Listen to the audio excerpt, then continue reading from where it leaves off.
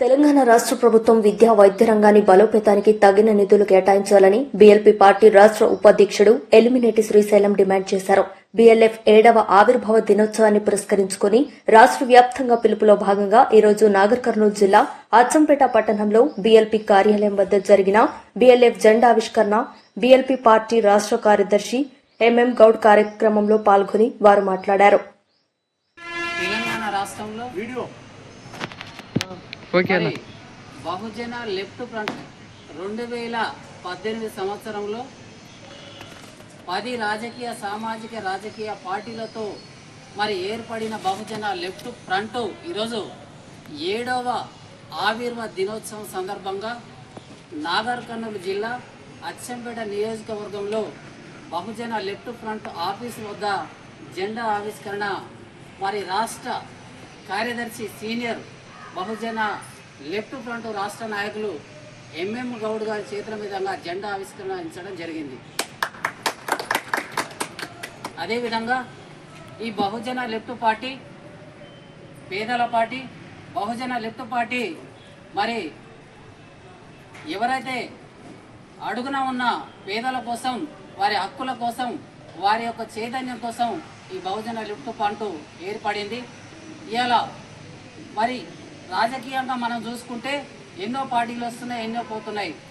బహుజన left party ఖచ్చితంగా పేదల కోసం అడుగేస్తూ వాళ్ళకి కావాల్సిన సంక్షేమ పథకాల కోసం నిరంతరం వారి కోసం కొట్లాడుతూ ప్రభుత్వం నుంచి వారికి లబ్ధి చేరేంత వరకు ఎప్పుడైనా ఎక్కడైనా ఏ క్షణంలో అయినా ప్రజల పక్షాన నిలబడి పోరాడి బహుజన లెఫ్ట్ పార్టీ ఏకైక తెలంగాణ రాష్ట్రంలో ఉందంటే అది కేవలం బహుజన లెఫ్ట్ ఫ్రంటే.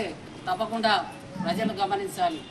ఈరోజు సంక్షేమ పథకాలతో ఇవాళ 7వ వార్షిక దినోత్సవం సందర్భంగా రాష్ట్ర పిలుపు మేరకు ఈరోజు మేము తప్పకుండా రాష్ట్ర ప్రభుత్వాన్ని డిమాండ్ చేస్తున్నాం.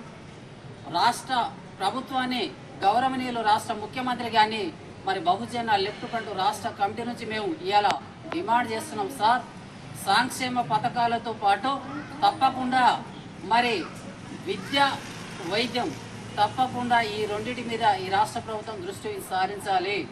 విద్య చాలా గొప్పది. విద్య చదువుకుంటేనే భవిష్యత్తులో తరతరాలు వారి యొక్క కుటుంబం బాగుపడుతుంది. కాబట్టి విద్య మీద తప్పకుండా కేజీ నుంచి పీజీ వరకు ఎక్కడైతే పేద ప్రజలు ఉన్నారో, ఏ పెంటలో అయితే పేద ప్రజలు ఉన్నారో, ఏ గూడెంలో పేద ప్రజలు ఉన్నారో, ఎస్సీ ఎస్టీ బీసీ మైనార్టీల యొక్క సంక్షేమం కోసం రాష్ట్ర ప్రభుత్వం విద్య మీద చాలా మనసు కేంద్రీకరించి విద్యాశాఖ కూడా ఇవాళ తెలంగాణ రాష్ట్రంలో మంత్రివర్యులు ఉన్నారు. కాబట్టి తప్పకుండా విద్యను పెంపొందించేగా విద్యాశాఖ మంత్రి గారు రాష్ట్ర ముఖ్యమంత్రి గారు తప్పకుండా విద్య మీద మనసు కేంద్రీకరించి పెద్దపీట వేసి అత్యధిక జనాభా గల పేదరికం ఉన్న ఈ తెలంగాణ రాష్ట్రంలో అందరికీ విద్యను అందించే విధంగా రాష్ట్ర ప్రభుత్వం ముందుకు రావాలి.